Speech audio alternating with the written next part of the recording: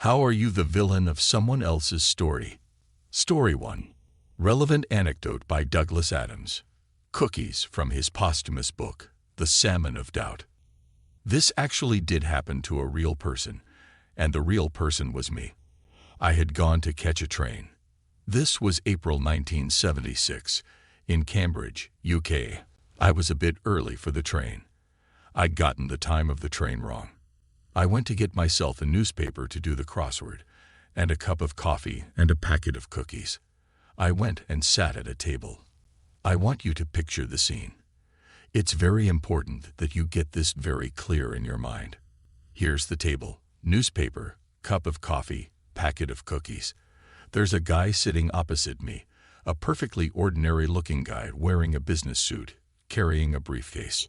It didn't look like he was going to do anything weird. What he did was this. He suddenly leaned across, picked up the packet of cookies, tore it open, took one out, and ate it. Now this, I have to say, is the sort of thing the British are very bad at dealing with. There's nothing in our background, upbringing, or education that teaches you how to deal with someone who in broad daylight has just stolen your cookies. You know what would happen if this had been South Central Los Angeles. There would have very quickly been gunfire, helicopters coming in, CNN, you know. But in the end, I did what any red-blooded Englishman would do. I ignored it, and I stared at the newspaper, took a sip of coffee, tried to do a clue in the newspaper, couldn't do anything, and thought, what am I going to do? In the end, I thought, nothing for it. I'll just have to go for it. And I tried very hard not to notice the fact that the packet was already mysteriously opened. I took out a cookie for myself. I thought that settled him. But it hadn't, because a moment or two later he did it again. He took another cookie. Having not mentioned it the first time, it was somehow even harder to raise the subject the second time around. Excuse me, I couldn't help but notice. I mean, it doesn't really work. We went through the whole packet like this.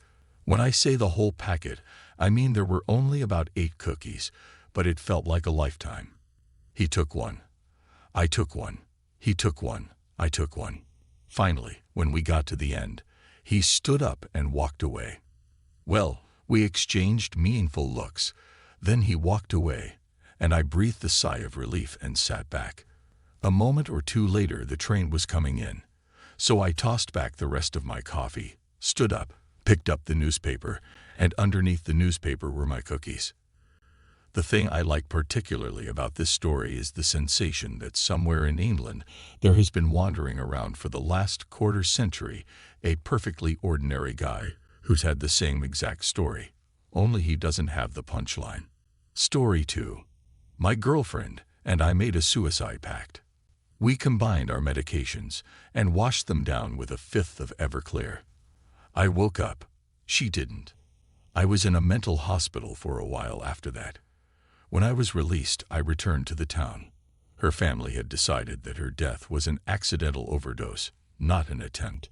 The fact that she had written a very long note was kept quiet. The first place I went, I learned that her brother had told others that she had overdosed, and I didn't call the police because I didn't want to get in trouble for drugs. Many people believe this. It caused a number of problems. Years later, I put her name into Google and found an obituary of sorts. It mentioned me by name and called me a pusher. That website is now gone. Story 3. I moved around a lot when I was a kid, so I was used to being the new kid. Also, I was, and am, overweight, and thus would get picked on for the first few weeks I was at a new school. One school I went to, the previous target, also an overweight kid and bigger than me, of the school's scorn, decided that he would strike first on me in hopes that I would take his place as the target. Previously, I would just let the jokes and whatnot roll off me because I knew that I would be fine once I made a few friends and people got to know me. This kid just kept trying to get to me every day, even after I had settled in, and the problem was that he was really bad at it. So after about a month of blowing him off and letting it go, I decided to give back. I tore into him with an extremely pointed attack, mostly pointing out that he was fatter than I was, and left him in tears. The next day, he tries again, and once more I leave him in tears. For some reason, this guy would not give up, and it got to the point where I was leaving him in tears 2 to 3 times a week. Note, it was never physical, only verbal. It annoyed me mostly because I never started it, but I finished it better than he did every time, and yet he kept starting shit. I have to imagine when he looks back on his 8th grade year, I will be portrayed as an awful, terrible kid. F you, Scott. I would have never done anything to you if you didn't instigate shit with me all the time. Story 4. I've got a strange one. I'm definitely the villain in this guy's story, but I have absolutely no idea how it came to be that way.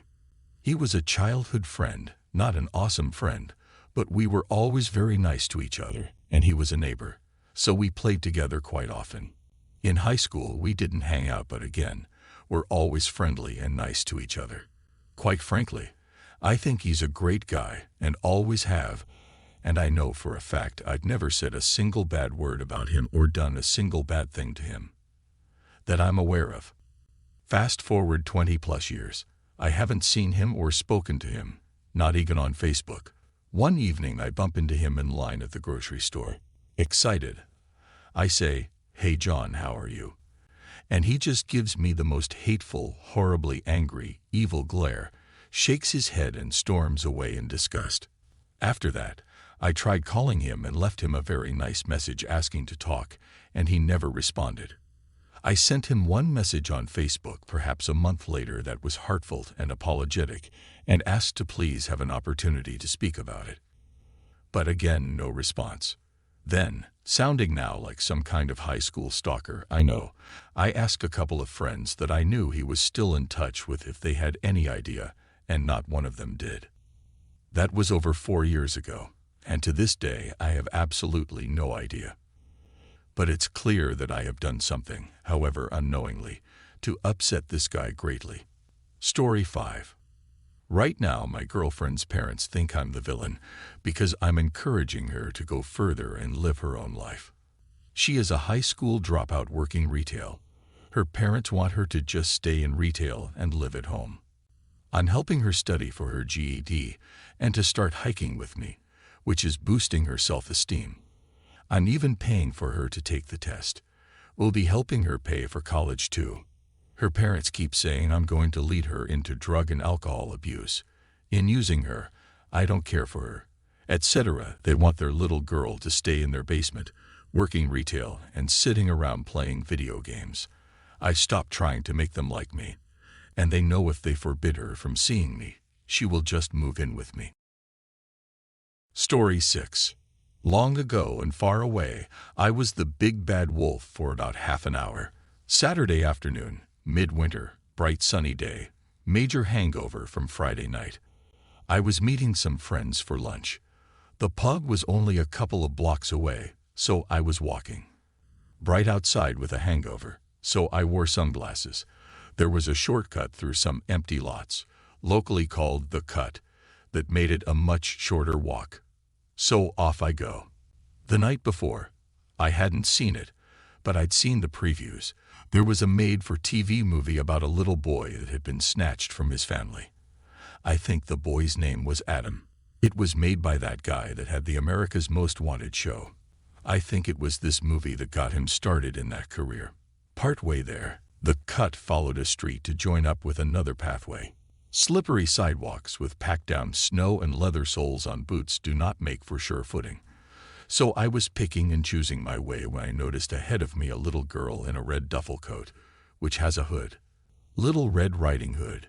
She glanced behind and saw me, and I got the vibe that she was afraid of me. So I slowed down. It seemed she had the same idea, so I tried to speed up, sliding away. She did too. Long story shorter, we got to the next section of the Cut. She was clearly terrified and tried to run. She fell. From maybe 20 feet away, I said, "Are you okay? There's a house right over there where I'm sure you could call your parents." This seemed to calm her down. I ended up walking with her partway to her grandparents' house, explaining who I was and where I was going. It turned out fine, But for a little while there I was worried I might have some explaining to do. Story 7. So in 8th grade I was best friends with this girl, but she had a terrible habit of copying everything I did and taking her insecurities out on other people, and it got to the point where I got incredibly annoyed and told her to leave me the F alone, and we stopped being friends. As a result of this, our mutual friends, many of whom she had introduced me to, began hanging out with me, and eventually sometime in high school she transferred out and started going to a nearby school and didn't keep contact with anybody. Fast forward a few more years, and now I am going to college and still regularly text/hang out with 4 of those friends with whom she stopped talking to. We all went out to eat one day last summer, and she was working there. It was awkward as F. Story 8. In high school, I thought of myself as a nerd. I got really good marks. Student government nerd, band nerd, art nerd, drama nerd, debate club nerd, etc. The only thing I had going for me was that I was tall and fairly athletic, so I played football and basketball and stuff. I never fit in with the stereotypical jock crowd, but they tolerated me because I was good at sports. Anyways, on the night of senior prom, there is this beautiful girl who I have been getting the guts to actually tell how I feel after crushing on her for years. Since I always struck out with girls for being such a keener dork, I decided that I was going to pretend to be cool with a girl for the first time in my life, and rather than start to gush, I say something like, "Let's go for a walk," and hold out my hand. It actually works, to my shock, and we go for a walk outside, and I find a quiet romantic spot. I figure that being cool is working, so I suppress my instinct to tell her that I'm a huge dork and have been suppressing feelings for her for years. Instead, I just kiss her, and holy shit, she kisses me back. I'm on cloud 9. We kiss for a while, and she is just melting in my arms, but then she slows down, pushes on my chest, and stops. She looks me right in the eyes and sadly says, "I'm really sorry, but I just can't do this," and she leaves. It turns out that she had just found out that an overweight, funny, slacker guy, who was her friend-zoned best friend, had told her that he was in love with her. She had rejected him earlier that night, and then left to make out with me. But she decided that she did have feelings for him, and went to find him. And then it hit me. As far as most people saw it, I was the captain of the football team. Tall, athletic, well-known, cool guy villain in a will the nerd get laid teen drama like American Pie, or Can't Hardly Wait or something.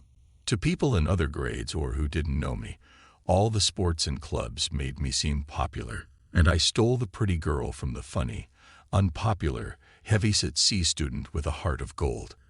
But it turned out that he got her in the end, just like in the movies. Story 9. I should confess to bearing this shit. Sophomore year in high school, February. I had just moved to the area in October. I enrolled in chemistry because I was taking it at my old school, but chemistry at my new school was an advanced course that was way above my head. The students in the class hated me because I barely had a grasp on the basics, much less what they were doing.